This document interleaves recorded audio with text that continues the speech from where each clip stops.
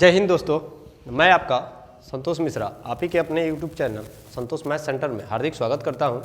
आज हम लोग विभाज्यता के नियमों को जानेंगे कि संख्याएं जो है, कोई भी संख्या किन अंकों से विभाज्य हो जाएगी पूर्णतः। इसको जानने के लिए हम लोग विभाज्यता के नियमों को जानेंगे, इसको जानना जरूरी है। तो चलिए आइए, सबसे पहला जो है एक से विभाज्य जो है, तो एक से विभाज्य जो होती है, सभी तमाम संख्याएं जो होती हैं एक से विभाज्य होती है। तमाम प्राकृतिक संख्याएं जो होंगी वो एक से विभाज्य होंगी। 1 2 3 4 5 6 कितना भी जो भी संख्या हो वह एक से विभाज्य हो जाएगी। दो से विभाज्यता का नियम होता है कि जिस संख्या के इकाई के स्थान पे 0 हो, 2 हो, 4 हो, 8 हो, तो वे सभी संख्याएं जो 0 2 4 6 8 में से कोई भी अगर अंक रहे तो वह संख्या जो होती है 2 से पूर्णतः विभाज्य होगी। जैसे आपका 10 12 7864 9966 कुछ भी 10888। बस देखना ये है कि हमारे अंक के जो है उस संख्या के इकाई का अंक जो होगा वह हमारा जो होना चाहिए 0 2 4 6 8 होना चाहिए। अगर है तो वह 2 से पूर्णतः विभाज्य हो जाएगी, 2 से कट जाएगी। 3 से विभाज्यता का नियम कहता है कि यदि किसी संख्या के अंकों का योग जो है 3 से विभाज्य हो तो वह संख्या भी 3 से विभाज्य होगी। अब अंकों का योग का मतलब हो गया कि कोई संख्या है, जैसे मान लीजिए 156 है। अब 156 के अंकों को जोड़िए, 6 5 11 और 1 12। 12 जो होता है 3 से विभाज्य होगा, इसलिए यह 156 जो होगा ये भी 3 से विभाज्य हो जाएगा। 966 है, 9 6 15 6 21, 3 से 21 कट जाएगा, ये भी विभाज्य है। 2352 है तो इसको भी आप विभाज्य कर सकते हैं, 2352 है। 2352 है दोस्तों, तो इसको भी हम 3 से विभाज्य कर सकते हैं, क्योंकि जोड़ने पर ये जो है 2 3 5 5 10 2 12 होगा, और 12 जो होता है 3 से विभाज्य हो जाता है। 3 के पहाड़े में आता है, 3 का गुणज में जो है 12 भी आ जाता है। तो यहाँ बताया गया है 144 जो है 144, इनके तीनों अंकों को जो है आपस में जोड़िए। 144 संख्या जो है इसको अगर हम जोड़ते हैं बारी बारी से तो 1 + 4 + 4, तो 4 1 5 4 9, 9 जो है 3 से पूर्णतः विभाज्य है, अतः 144 जो होगा 3 से पूर्णतः विभाज्य होगा। 4 से विभाज्यता का नियम है कि यदि किसी संख्या का अंतिम 2 अंक 0 हो अथवा इकाई और दहाई के अंकों के मिलने से बनी संख्या जो हो, अगर वह 4 से विभाज्य होती है, कितना भी लंबी संख्या हो, अगर इकाई और दहाई के अंकों के मिलने से बनी संख्याएं जो है 4 से विभाज्य हो, तो वह संख्या जो होती है, पूरी संख्या जो होती है 4 से विभाज्य होती है। अर्थात शुरू का अंतिम का, शुरू को छोड़ के अंतिम में इकाई और दहाई के अंक जो है 0 होना चाहिए, और अंतिम के 2 अंक इकाई और दहाई के अंक जो हो उसके मिलने से बनी संख्या जो होगी अगर 4 से विभाज्य होती है तो वह पूरी संख्या जो होती है 4 से कट जाती है। जैसे यहाँ दिया हुआ है 9,86,400, इसमें इकाई और दहाई पर 00 है, यानी कि अंत की संख्या जो है, अंत के अंक जो हैं 0 0 हैं, अतः यह पूरी संख्या जो होगी 4 से विभाज्य होगी।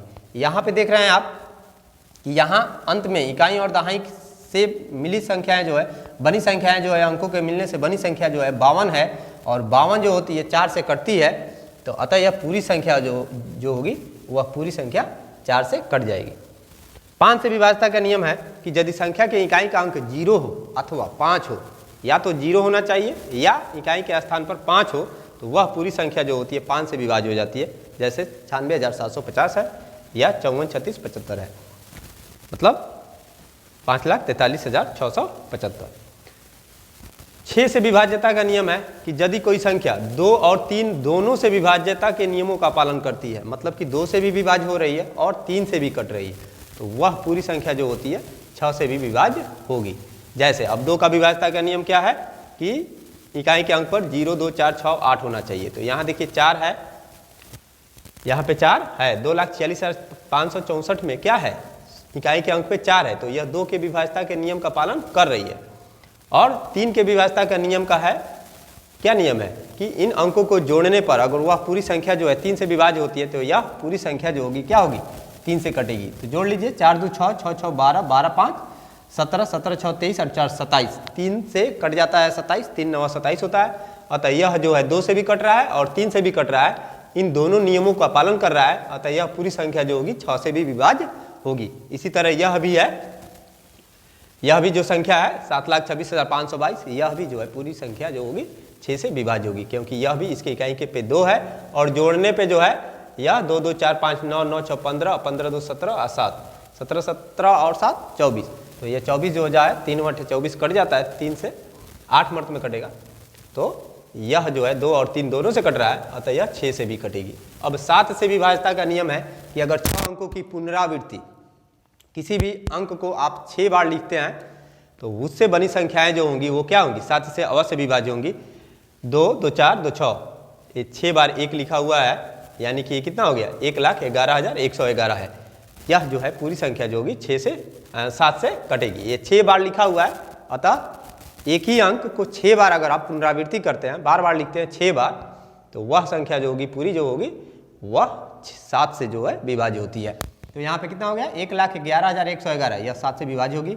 यहाँ पे कितना है, 2,22,222, यह भी संख्या जो है 6 बार पुनरावृत्ति से बनी हुई है, 2 अंक की 2 से बनी हुई है, और यह जो होगी ये भी 7 से कटेगी। यहाँ 4 से बनी हुई है, 4,44,444, यह जो है यह भी संख्या जो है 7 से कटेगी। तो 7 से कटने वाली संख्याओं का नियम है कि अगर 6 अंकों की पुनरावृत्ति से बनी संख्याएं जो हैं वह 7 से अवश्य कटती है। और केवल 6 अंक की ही नहीं, 6 के गुणज में भी अगर कोई अंक आए, इसी को अगर आप 12 बार भी लिख दीजिएगा, 6 का गुणज का मतलब हुआ 6 का 6, 6 दूना 12, 6 त्रिका 18, 6 चौका 24, ऐसे बार भी हो अगर पुनरावृत्ति हुआ हो तो वह उन पुनरावृत्ति वाले अंकों को जो है, उन संख्याओं को जो है 7 जो है विभाज्य पूरी तरह से पूर्णतः कर देगी। 2 है 6 बार है, अगर 2 12 बार भी रहता तब भी जो है पूर्णतः विभाज्य हो जाता। तो यही नियम है, 6 के गुणज में हो या 6 अंकों की पुनरावृत्ति से बनी संख्याएं जो होती है वह 7 से अवश्य विभाज्य होती है। 8 से विभाज्यता का नियम है कि यदि किसी संख्या का अंतिम 3 अंक इकाई दाई सैकड़ा, उधर से इकाई दाई सैकड़ा, अगर ये 3 अंक 0 हो, अंत वाले 3 अंक 0 हो, अथवा अंतिम 3 अंकों के मेल से बनी संख्या अगर 8 से कटती है तो वह पूरी संख्या जो है पूर्णतः 8 से विभाज्य होगी। जैसे यहाँ पे दिया हुआ है 4,27,000, तो यहाँ देखिएगा 4,27,000 में क्या है, इकाई दाई सैकड़ा, तीनों अंक जो है 0 है, अतः यह 8 से जरूर कटेगा। यहाँ है अंत वाला, देखिएगा इकाई दाई सैकड़ा, 3 अंकों से मेल से बनी संख्याएं जो है 232 है, और 232 जो है 8 से पूर्णतः विभाजित है, तो यह जो है संख्या क्या होगी, कट जाएगी। जैसे 232 ले लीजिएगा, 8 से कटाइएगा तो 8 दूनी 16 होगा, 23 में से 16 जाएगा 7 बचेगा, और 2 के पीछे क्या होगा, लग जाएगा आके, यहाँ 72 हो जाएगा। तो 8 9 72 होता है, यानी कि ये 232 जो है कितना मर्द में कट जाएगा, 232 जो है 8 दूनी 16 और 8 9 72, यानी कि 2 और 9 29 मर्द में जो है 232 कट जाएगा आपका।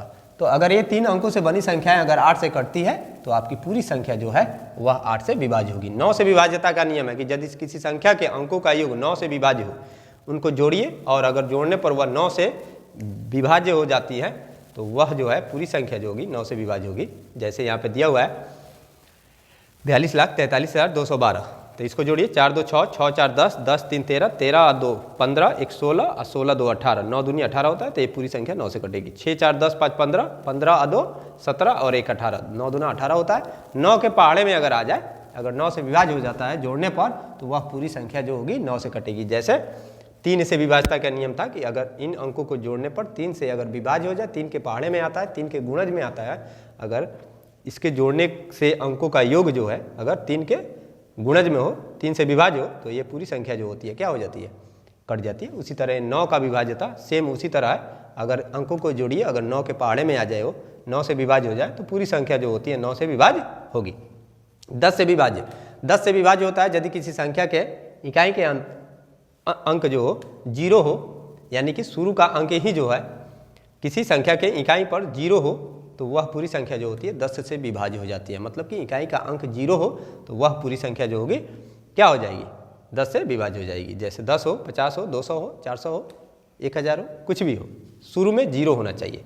11 से विभाज्य, यदि किसी संख्या के सम स्थानों पर के अंकों का योग और विषम स्थानों के अंकों का योग का अंतर जो है 0 हो अथवा 11 से विभाज्य संख्या प्राप्त हो जाए, तो वह पूरी संख्या जो हो जाती है 11 से विभाज्य हो जाती है। जैसे यहाँ 22 है, तो देखिएगा सम संख्या और विषम संख्या 1 2, अगर इधर से आप गिनते हैं 1 2, तो इकाई ये सम संख्या और विषम संख्या, ये विषम संख्या आपका 1 नंबर और ये 2 नंबर सम संख्या।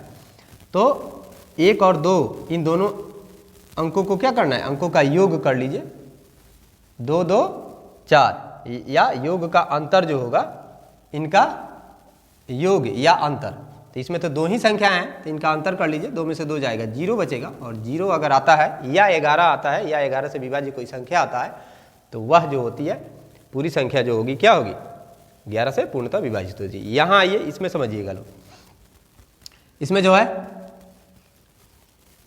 8,43,25,461 है, तो यहाँ 20वां स्थान पर 8 है तो 8 कर लीजिए प्लस, फिर सम स्थान को छोड़ दीजिए दूसरे नंबर को, तीसरे नंबर पर 3 है 3 ले लीजिए, फिर चौथे अंक को छोड़िए, 5वें अंक पर 5 है तो 5 लीजिए, छठे अंक को छोड़ दीजिए, 7वें अंक पर 6 है तो इसको ले लीजिए 6, और इसको जोड़ लीजिए, 6 5 11 और 3 14, और 14 8 22 हो जाता है, ये 22 हो गया, यहाँ लिख लीजिए।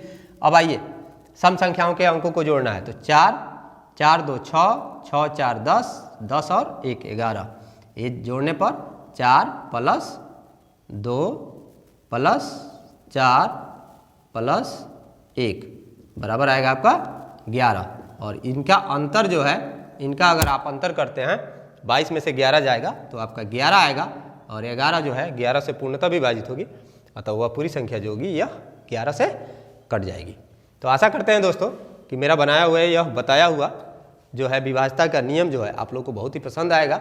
अगर मेरा बनाया हुआ वीडियो आप लोग को अच्छा लगा हो तो प्लीज़ इस वीडियो को लाइक कीजिए, अपने दोस्तों में शेयर कीजिए, और ज़्यादा से ज़्यादा आप लोग हमसे जुड़िए, हमारे मनोबल को बढ़ाइए आगे। मिलते हैं नेक्स्ट वीडियो में, तब तक के लिए आप सभी का धन्यवाद।